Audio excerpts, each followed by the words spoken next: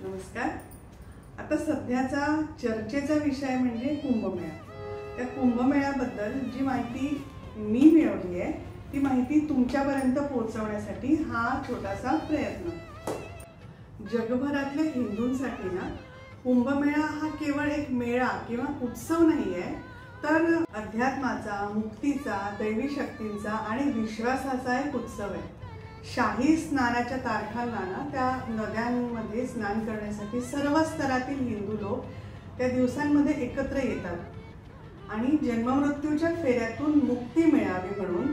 कारण हिंदू धर्माप्रमाणे मृत्यूनंतर मोक्ष मिळणे ही सर्वोत्तम प्राप्ती किंवा अंतिम प्राप्ती आहे आणि तो मिळावा यासाठी शाही स्नानाच्या दिवशी सगळेजण एकत्र येतात। हिंदू पौराणिक कथांनुसार ना कुंभमेळा म्हणजे ग्रहांच्या हालचालीवरती म्हणजे सूर्य, चंद्र आणि गुरु म्हणजे बृहस्पती यांच्या एका ठराविक संरचनेवरती अवलंबून आहे। ती संरचना ज्यावेळेला आपल्या अवकाशामध्ये होते त्यावेळेला तो कुंभमेळा साजरा केला जातो। या संरचनेच्या वेळेला एक शक्तिशाली आध्यात्मिक ऊर्जा ही तयार होत असते आणि ती आपल्या नद्यांमधल्या पाण्यांमध्ये, ज्या आपल्या पवित्र नद्या आहेत त्या पाण्यांमध्ये ती मिसळते आणि अशा या नद्यांमध्ये जाऊन शाही स्नान केल्यामुळे पापमुक्ती होते असं आपण हिंदू लोक मानतो। हा कुंभमेळा मुख्यत्वे करून प्रयागराज, हरिद्वार, उज्जैन आणि नाशिक या 4 ठिकाणी साजरा केला जातो। प्रयागराजला गंगा, यमुना नदी आणि सरस्वती नदी यांचा त्रिवेणी संगम आहे। हरिद्वारला गंगा नदी, उज्जैनला शिप्रा नदी आणि नाशिकला आपली गोदावरी नदी अशा या पवित्र नद्यांच्या काठावरती आपण तो साजरा करतो।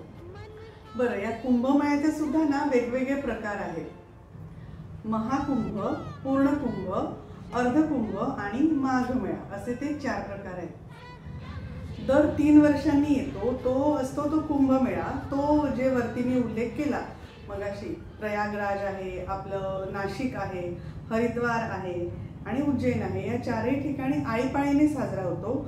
पण महाकुंभ जे असतो तो फक्त प्रयागराजलाच साजरा केला जातो।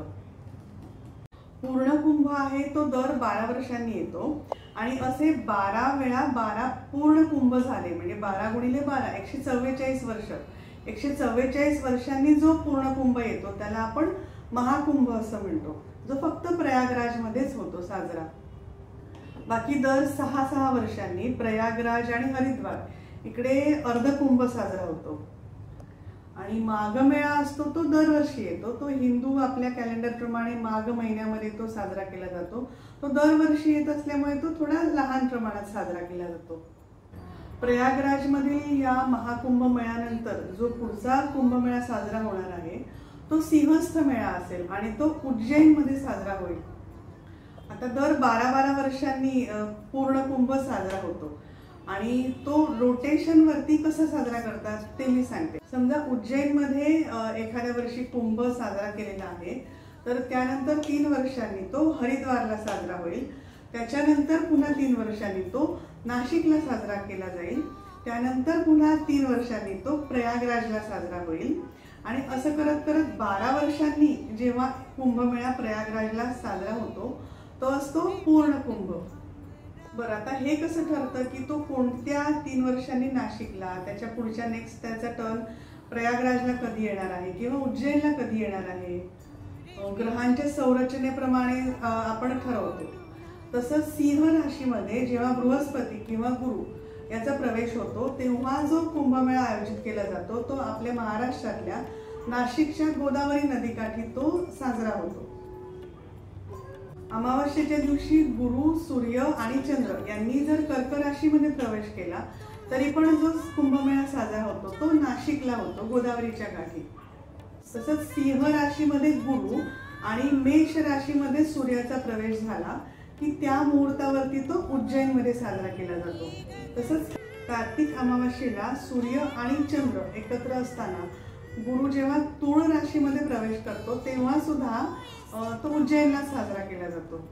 बरं, 12 वर्षांनी जो पूर्ण कुंभ साजरा केला जातो तो 12च वर्ष का, याचं उत्तर असं आहे, गुरु हा ग्रह आहे किंवा बृहस्पती हा दर वर्षाला एका राशीमध्ये फिरत असतो त्याच्यामुळे 12 वर्षांनी तो त्या पर्टिक्युलर राशीमध्ये परत येतो. गुरु किंवा बृहस्पती या ग्रहाला सूर्याभोवती एक प्रदक्षिणा पूर्ण करण्यासाठी 12 वर्ष लागतात. म्हणून पूर्ण कुंभ जे असतो तो दर 12 वर्षांनी साजरा केला जातो. ओके, आता ही कुंभमेळ्याबद्दल ही जी माहिती मी आता दिली, ही माहिती म्हणजे माझ्या मनामध्ये जे शंका होत्या त्यांचं निरसन करण्यासाठी मी जे वेगवेगळ्या ठिकाणून माहिती जमा केली ती ही माहिती आहे. त्यामुळे ही माहिती आहे ही 100% बरोबरच असेल अशी मला 100% खात्री नाहीये. हे तर डिस्क्लेमर आहे ना. आणि तुम्हाला ही कुठे आधार म्हणून वापरू नका. काही चुका असतील तर मला कमेंट बॉक्समध्ये नक्की सांगा. मी ते करेक्शन करून दुसरा व्हिडिओ बनवून टाकेन.